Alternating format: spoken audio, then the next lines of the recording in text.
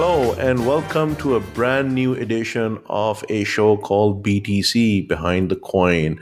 My name is Faisal Khan, and I'm here with my co host, Nako Mbele. Nako, why are we doing this show? Crypto is a huge world, altcoins, Bitcoin, blockchain, you name it, distributed ledger. And we felt a need to do the show, but I'll let you explain why we really need to do the show. Sure. Thank you. Thank you so much for inviting me on as a co-host. I really believe that we are in a very special point in history. And it might sound like hyperbole, but I think if you look back at some, very historical moments, whether that's the Magna Carta and the internet revolution, the industrial revolution, there are points in our history, whether it be the Gutenberg press, the fact that people were able to read the Bible. If you look at these periods in time, I think you can compare it to what we're going through right now. And that seems, like quite a statement. But what we're going through is the democratization of capital. And that's a big deal. That's a huge deal. And what does that really mean? It means that there are people who have never had access to investments. They've never had access to speculation. Call it whatever you want. And there's some good things about it, and there's some bad things about it. But the common thread is that people have a choice now as to whether they want to speculate and it could change their lives, based on what they speculate on. So it's a pretty big deal. If you look at it from that vantage point, you just need an internet access. You need an internet connection to be a part of this revolution. And so I think that we're going to see a huge transfer of wealth. And I don't think people realize that there are certain countries that, are considered third world that are really involved in this space. And one country that comes to mind is Vietnam, but I don't want to go on a tangent. What I'm trying to let the audience understand is that this is a lot bigger and more global than people realize. It's not just for techies in Silicon Valley or, some rich kids who've got extra money that they can use to buy crypto. No, this is a lot bigger. It's a lot bigger. And you could just look at Google Trends and you can see where the searches are coming from. You can see the countries that are participating in this revolution. So I think it's something that we all need to pay a little bit more attention to and understand the vastness that it's the vastness of the space and how much it's really changing and impacting people who've always been excluded traditionally from finance. Mm-hmm. I couldn't help but bring in a point that I want to make. At some point in time in history, someone must have invented the plus symbol, the minus symbol in mathematics, right? The division and the multiplication. Let's assume they were all invented in the same day. But that it must have happened at some point in time in history. And before that, the world had a very, very tough time trying to decide 2 plus 2 was 4, 4 plus 4 was 8, and so forth. And in that moment in history, when someone made those four, mathematical symbols and what they were to do, it was about to change the world. But can you imagine that day and maybe 2 years afterward? No one would have thought it would change their lives. They probably would keep on going the same way. That is the power of the blockchain today. Today, there isn't a person who doesn't use the mathematical symbols. There isn't a person who doesn't use the wheel. They were all invented at some point in time. Likewise, the blockchain was invented. The decentralized ledger will come in, and its repercussions and its far-reaching effects in a positive manner will all happen in the years to come. Very few of us are really understanding it now, and those who get it literally lose sleep over it. And the cool fact is that it's a very different world today. We are all connected. We can exchange that information at lightning speeds, and we can all be participants in this really, really great journey. Whether it's I hate it when people say, "Oh, it's a fraud," and this. We don't know. We just like the Big Bang theory. We are in the inflationary stages. Too early. Too early. The planets, the stars, the galaxies, the supernovas, the suns, etc., all have yet to be born. All have yet to be created. Life has yet to be created. In the earliest days of the Big Bang, you would have said, "What is this? This is it? This dark, black thing?" So I think we are in the same phase right now. The evolutionary phases of what will happen with this money are yet to appear. You agree? Oh, yeah. I completely agree. I think we are so early. We are so early. And a lot of people think that they're too late, and a lot of it, I think, is based on ignorance, really, not really understanding how the technology works, not realizing that you can buy fractions of every currency. So, people get sticker shock when they see the price of Bitcoin or they see the price of Ethereum, and really technical people too. Like, it's not just, layman people who are not really tech savvy. I think we need, as a community, to educate people a little bit better and let them know that you can buy these coins as fractions, and you can buy $100 worth of Bitcoin. You can buy $50 worth of Bitcoin, and and it will continue to grow as your investment will grow over time if Bitcoin goes up. So, yeah, we're that early on in the game that people still really don't understand how things really work from a very simple, something as simple as the fact that you can buy them in fractions. And it was interesting because we were doing these trends on Google and the term Bitcoin. You want to have a go at it and let people know what we found? Yeah, so this is really interesting. There are countries that really surprised me. In fact, the whole list surprised me.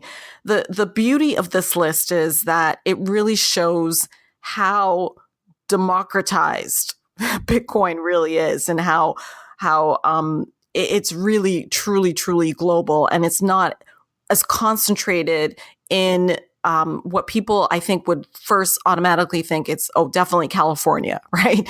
That's like where the most people, that's where all the activity is, and that's not necessarily the case. According to Google, in 2017, the search Bitcoin came up from people living in these countries in the world. So the number one country was South Africa.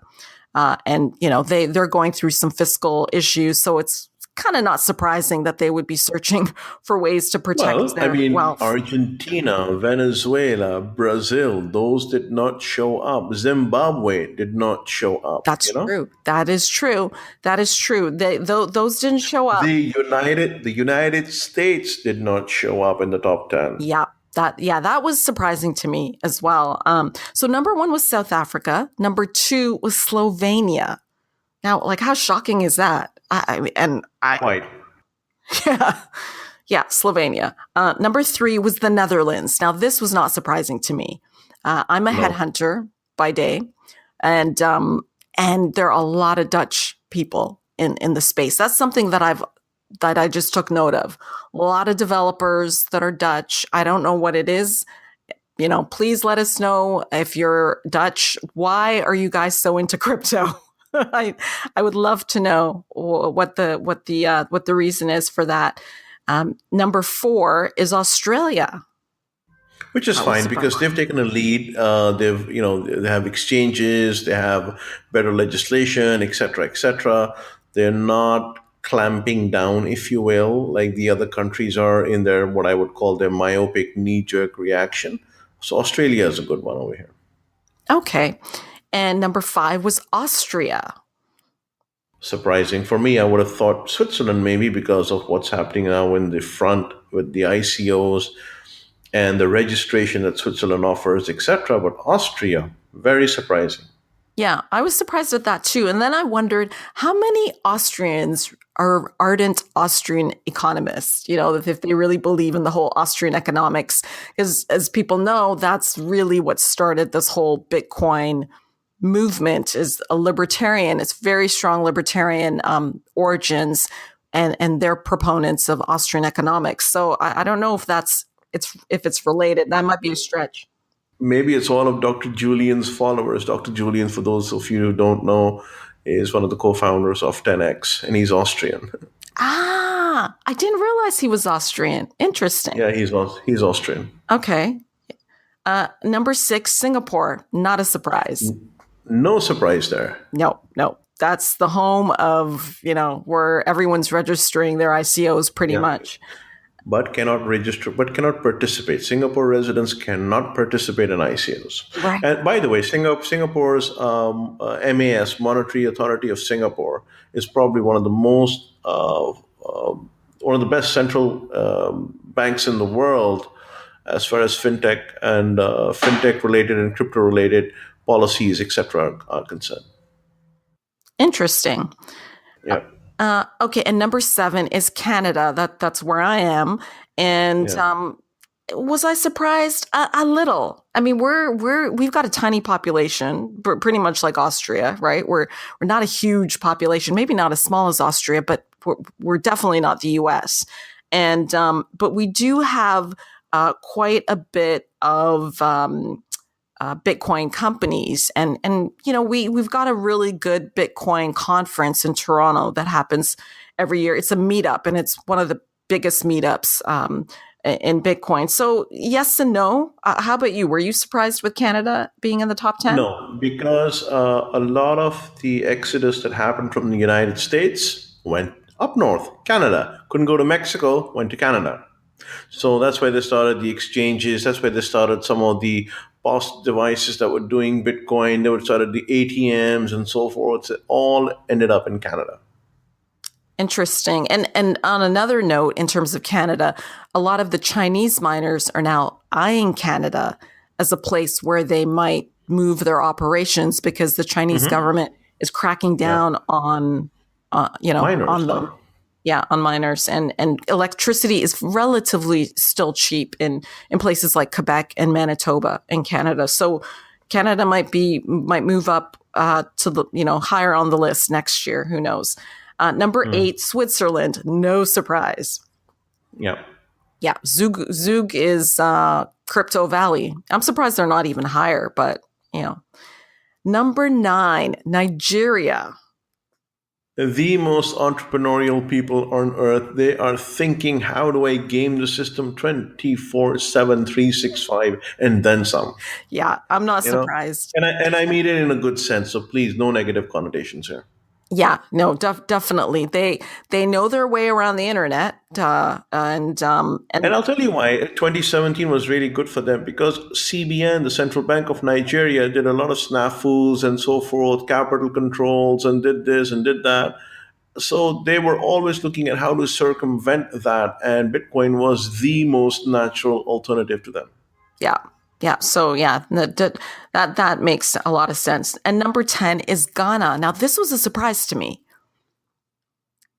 What about you? So Ghana is one of those countries that has a very high GDP growth rate. It is very progressive in the 50, I think it's 54 countries within Africa. 58, I forgot the number. 54. 54. And Ghana is right up there. And again, very entrepreneurial, trying to take the lead away from Kenya, from Tanzania, from Nigeria, and they want to come up top, even maybe top up South Africa. And I think they might just excel at that. Yeah, in fact, I had thought that Kenya would make it to number 10 before Ghana. So that's why it surprised me. I'm surprised that Kenya didn't make it on the top 10, because when I think I mean, M-Pesa is very dominant, number one. There is no need for a Bitcoin transaction.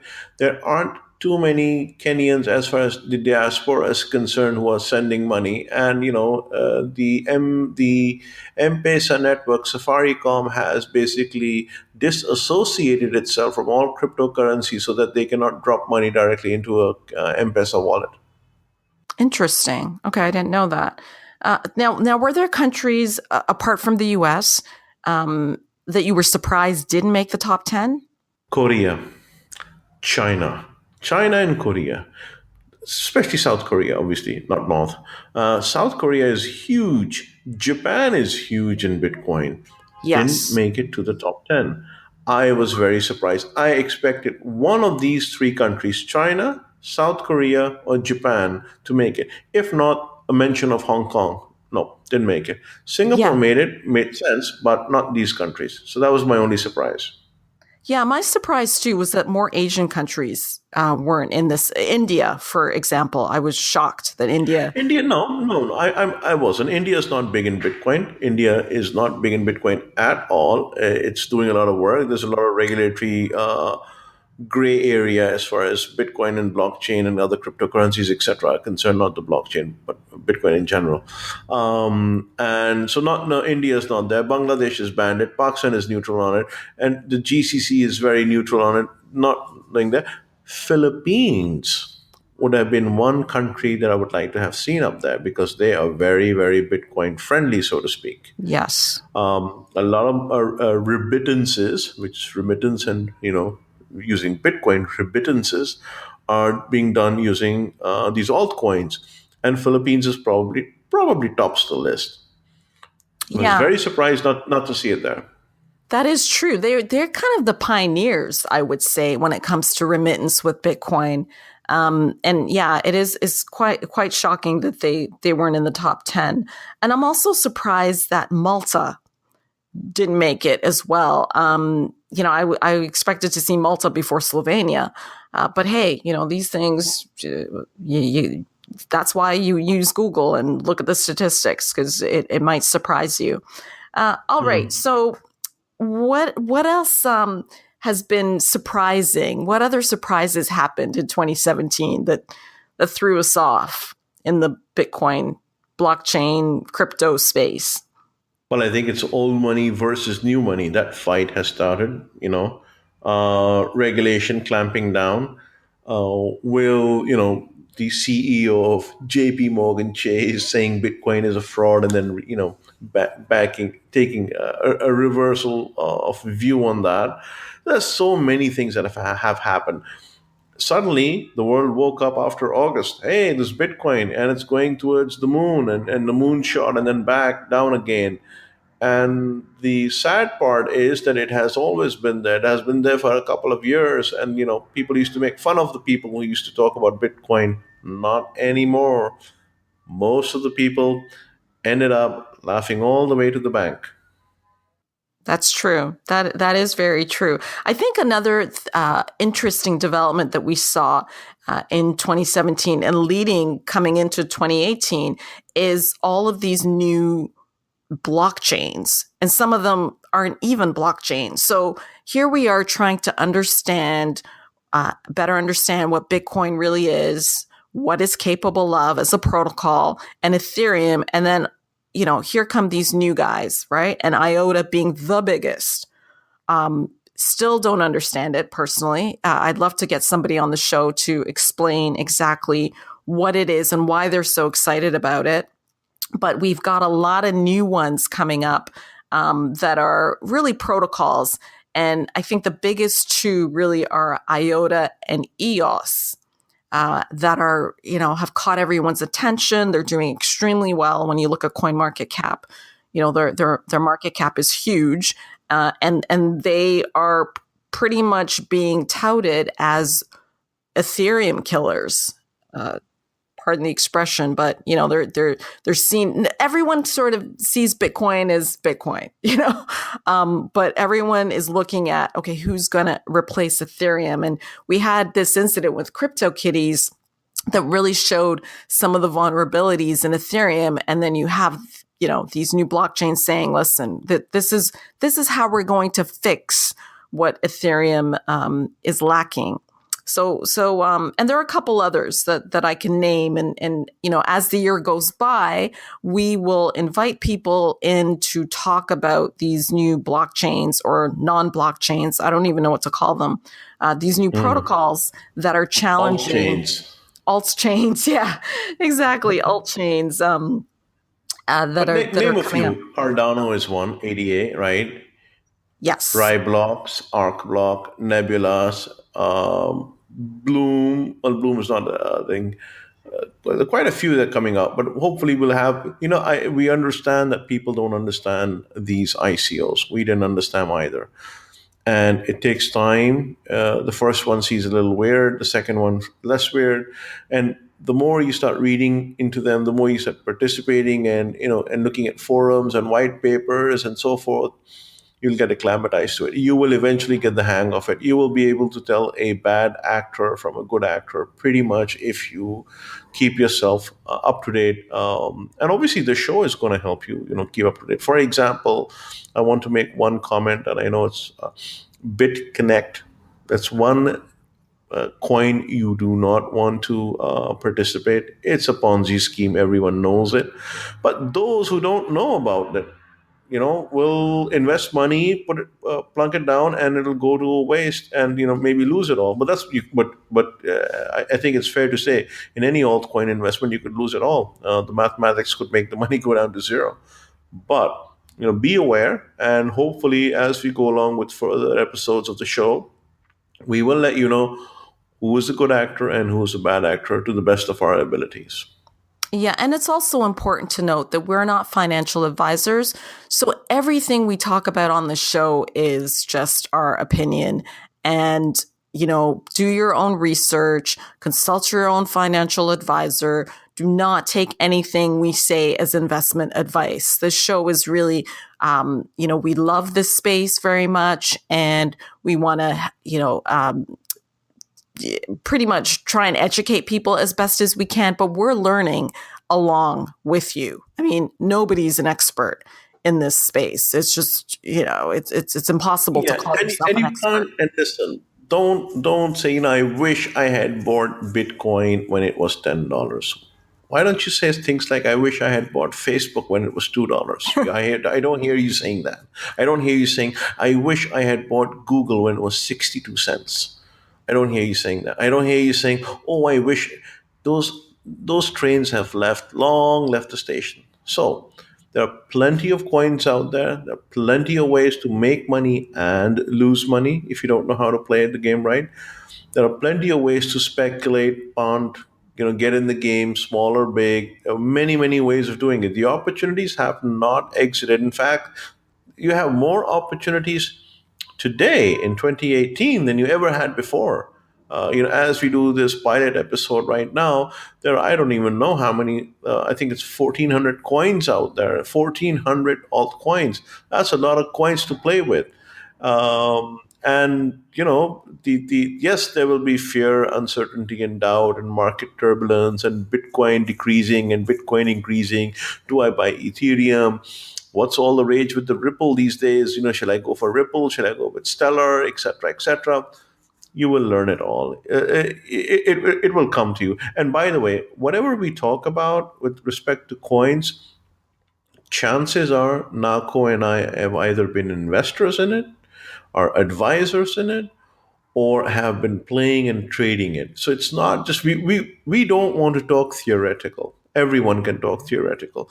We really want to put our own money where our mouth is and invest in it and see how it goes. Yes. Albeit Nako doesn't do day trading though. No, can't handle it. We'll get you there. But what I can say too is make sure that you only invest what you can afford to lose. I mean, we can't stress that enough. Everyone says it. Totally. You need to invest what you can totally afford to lose. Yeah. Because you hear crazy stories, right, of people mortgaging their houses. I mean, insanity, completely craziness. So do not do that. Okay. Make sure that, whatever you get, because it's a gamble at this point, because we're that early in. What I love about this space is that you might come in initially for the profits, but you'll stay for the love of the philosophy and the fact that some of the projects that you're backing are really trying to change the world and make it a better place. The sacrifice and the commitment of these developers to me is just awe-inspiring. The open source community, there's a culture in the blockchain and crypto community that has, come from the open source space.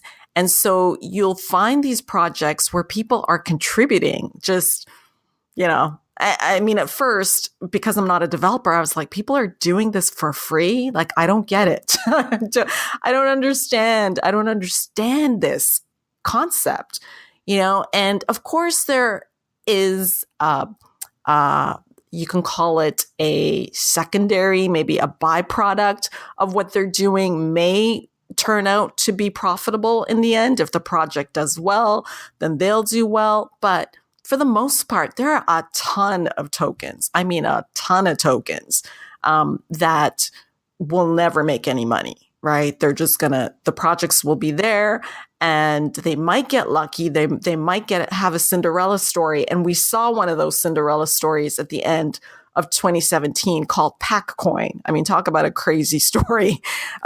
These guys have been developing this coin, I think it was just really a payment coin, a fork of Bitcoin, like many of these coins are. And they were, I think, 1,030 or something. I mean, they were way down on the list. Probably the cheapest coin. In fact, when I checked the price initially, they weren't even registering as a Satoshi. And for those of you who are kind of new to Bitcoin, once you really get into the swing of things, you will start looking at the Bitcoin price instead of the dollar price. Because for me, the name of the game is to get more Bitcoin. And every trader is different. Some people don't trade that way, but that's how I trade, right? So this is, again, not investment advice, but just to give you an idea of how beautiful this space is, in my opinion. These guys I think, developed the coin in 2013. So they've been around forever, right? In crypto land. 3 years, 4 years is a long time. And they had, just developed this coin. And I think they had like they wanted to make it, spendable, within the Pacifica region. So there was a bit of, maybe philosophy and maybe a bit of politics, but whatever they created this coin from their heart. You could see that when you read their posts, when you read their blogs. And one day they woke up, and their coin, for some reason, started to skyrocket. And like I said, it wasn't even a Satoshi. And it's now a Satoshi, right? Which is a lot of money, considering the volume that they were creating. So there's a lot of drama in this space, which I love. There's some Cinderella stories in this space. There's always the unexpected in this space. And when I saw the team, kind of did my research, I thought, wow, I feel, I'm happy for these guys, right? Like, they've been kind of, plugging away for how many years, their coin went maybe a little dormant. They maybe did a couple side projects. And I interview developers like this all the time, right? They have this dream.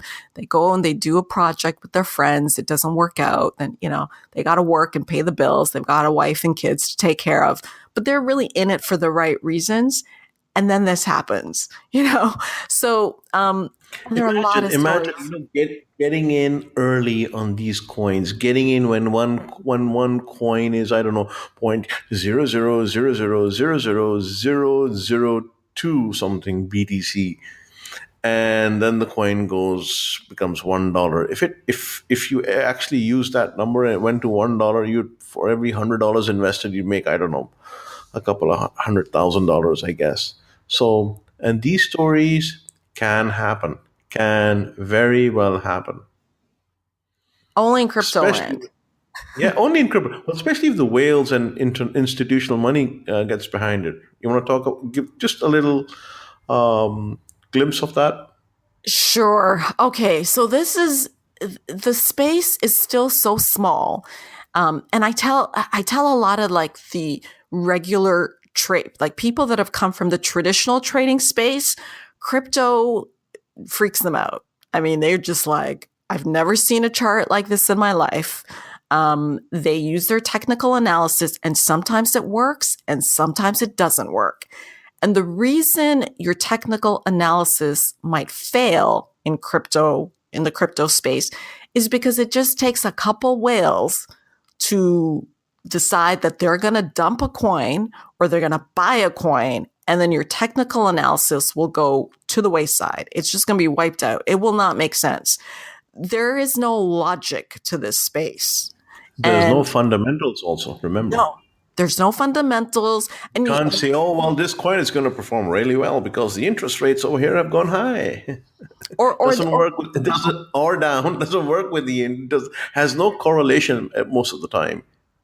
No, no. And I think that that's humbling for a lot of the traditional guys, right? Because they come in and they've got all their little charts and they've got all their, this is what happens when this pattern is happening. And then, like I said, like a whale or a couple whales.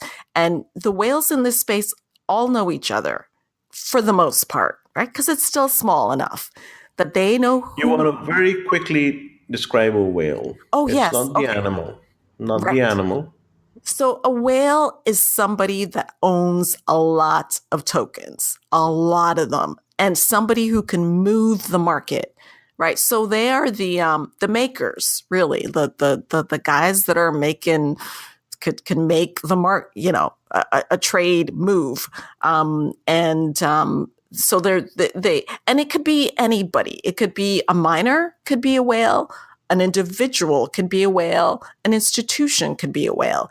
You could be a whale. If you have a ton of money and you go in and you buy up a ton of tokens and you own, let's say, 5% of the circulating supply, you're a whale, right? You can do some damage if you wanted.